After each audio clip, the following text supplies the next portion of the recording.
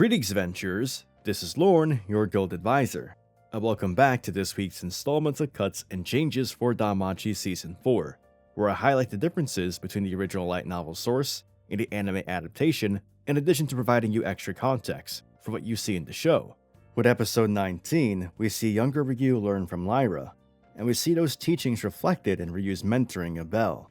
Ryu and Bell's journey has taken them to the Colosseum, perhaps the most dangerous area on floor 37, and Ryu is prepared to sacrifice herself if the situation becomes too dire. When it comes to the pair's perilous adventure through the Colosseum, the light novel is much more graphic and descriptive, so let's get straight into the breakdown.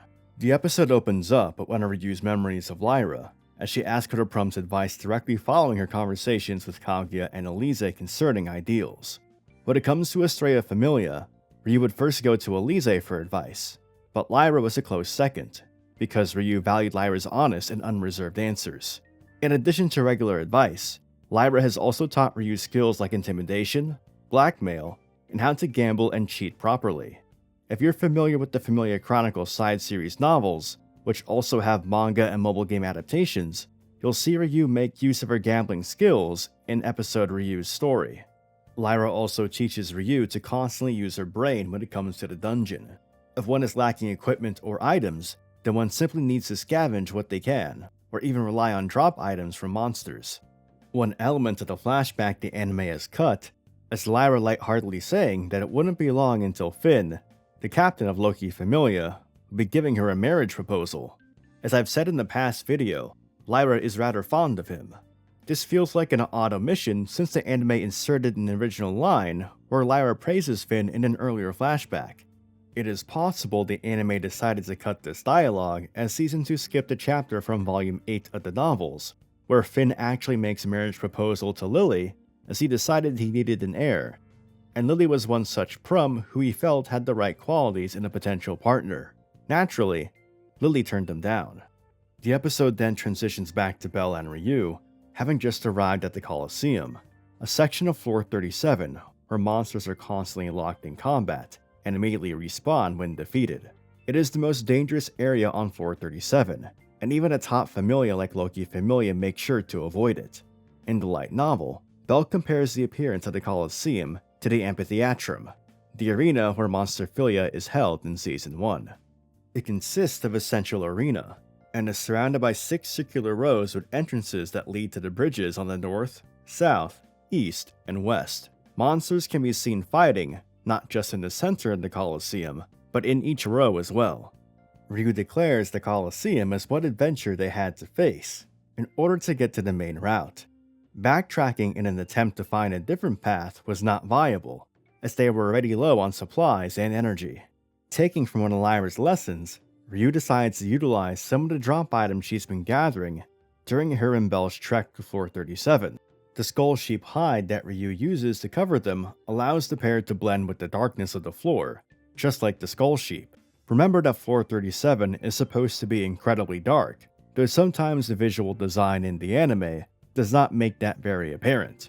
The anime is likely colored the way it is because it would probably be a bad viewing experience to make floor 37 completely dark, though some of the scenes in this episode can feel awkward, as it can sometimes be hard to believe the monsters cannot see Bell or Ryu with the way the visuals are done. Also, in the light novel, Ryu pokes a few holes into the cloth so the two of them can see, whereas in the anime they have Bell and Ryu visible through a large opening in the cloth. I assume this is done so the viewer can see Bell and Ryu's expressions, but again, this can look strange at times. The scene with the Luke Garo directly in front of them is one such instance. The pair also used the barbarian heart to master scent by crushing it and rubbing it on their bodies. Traditionally, these hearts are used to make smelling salts, which are items with a stimulating smell used to wake someone from unconsciousness. Ryu decides to split their supplies, as anything could happen after they start their journey through the Colosseum, and she wanted to make sure both of them were equipped with an appropriate amount of items. She hands Bell a bag with one of their last 3 blaze rocks, and also the map they've been filling throughout their trek of floor 37. Ryu also makes sure that Bell remembers how to add to the map, a slight hint that Ryu is preparing Bell to escape floor 37 on his own, in the event that she has to sacrifice herself. In the anime, you can see Paludas scattered all over the bridge, but in the light novel, there are also Paludas perched all over the spiky rocks in the room, to prevent adventurers from avoiding going through the Colosseum by climbing down to the bottom of the room. When Ryu and Bell finally make it to the actual Colosseum area, Ryu points out that both the south and west entrances lead to the main route, but their best course of action is to make their way to the south entrance, directly across from them, rather than the west entrance to the right. The anime does not spend much time elaborating why, but they are not able to reach the west entrance from their current location because there was a blockage in the 6th row of the Colosseum, the same row that Bell and Ryu used to travel through the arena. Jumping down rows in an attempt to reach the west entrance was too risky, as they would be placing themselves in a situation where they are surrounded by monsters from all sides. We learn that the Colosseum suddenly appeared in the dungeon 30 years ago, but no one knows that there's any deep meaning to why the dungeon created this area. The scene in the anime where Aina mentions that Zeus and Hera Familia reported the appearance is anime original, but this additional context is welcome, as it adds a bit of world building to the universe. Zeus and Hera Familia were the top Familias before Freya and Loki Familia, so it makes sense that they were exploring Floor 37 30 years ago. If you're wondering where Zeus and Hera Familia are now, their battle against the final beast of the 3 great quests, the Black Dragon, ended in failure, severely weakening their Familias. In their weakened state, Loki and Freya Familia chased them out of Arario. Rather than spawn behind Bell and Ryu, the Spartoid that ends up revealing the pair spawns directly below them in the light novel, giving Bell no opportunity to prevent himself from being grabbed by the ankle, revealing the pair's location to all the monsters in the Colosseum. The pair decide to make a mad dash towards the south entrance, forcing their way through swarms of monsters. As Bell desperately fights to reach the future, Ryu can already be seen mentally preparing to make her sacrifice. More monsters appear from the other side of the southern bridge, lured by the sounds of monsters in the Colosseum chasing Bell and Ryu. The pair is caught in a pincer, surrounded on both sides. Ryu tells Bell to focus on the monsters in front of them, while she takes care of the ones behind.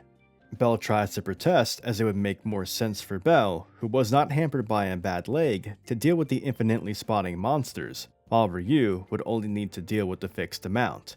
But Ryu starts her magic chant, leaving Bell no opportunity to discuss a change of plan.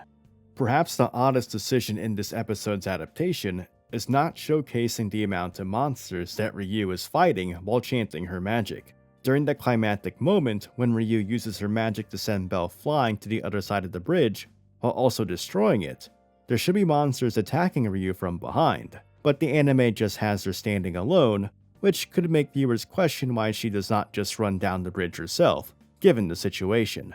Right after Ryu destroys the bridge, Bell yells out to Ryu, while he sees a monster fall on her from behind, and Ryu disappears into the smoke.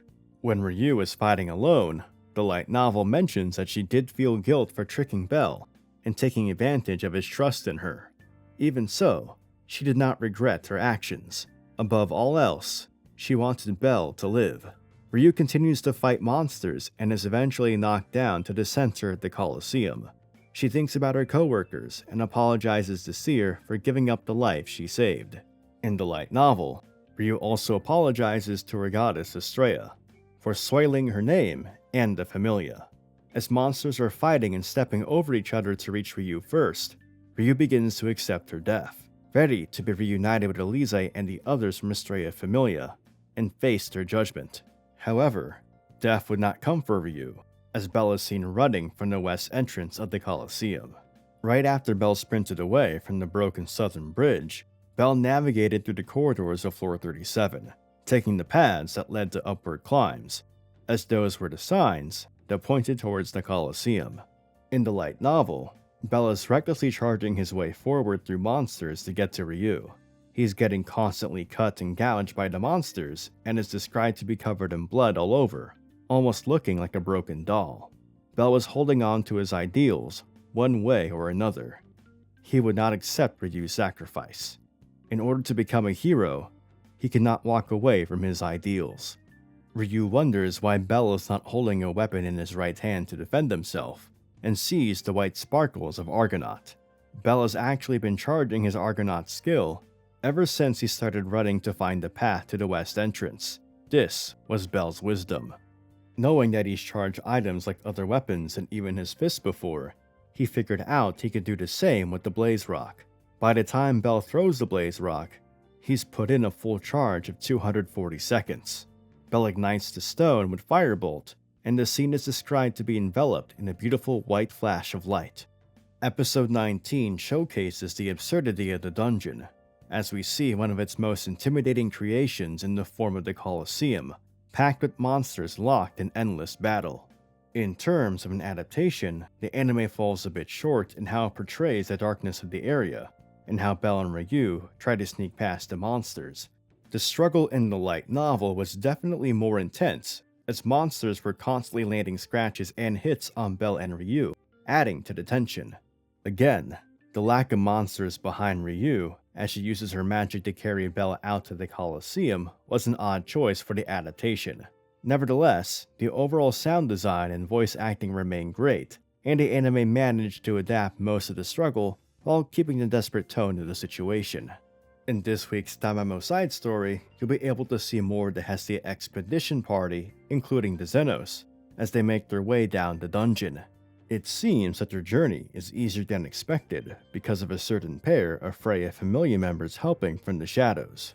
As always, I'll provide a link in the video description for those who cannot access the game. We have just 3 episodes left, and I will see you all next time for episode 20. If you would like to see more DanMachi content, please like the video and subscribe to the channel. Remember to follow me on my socials, and this is Lorne, your guild advisor, signing out.